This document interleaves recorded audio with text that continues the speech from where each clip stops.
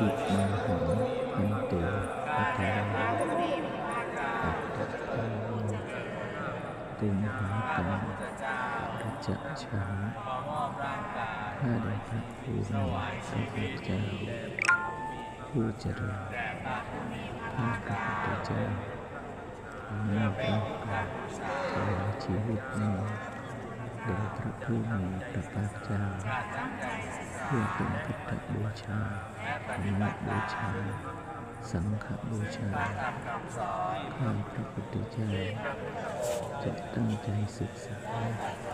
และปฏิบัติตามซึ่งพระธรรมคำสอนที่พระพุทธองค์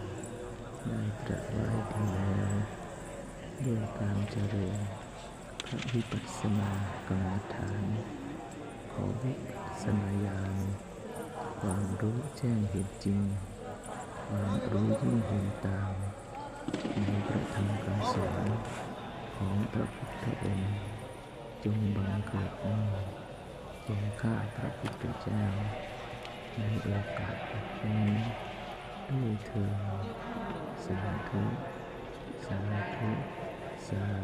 ธุ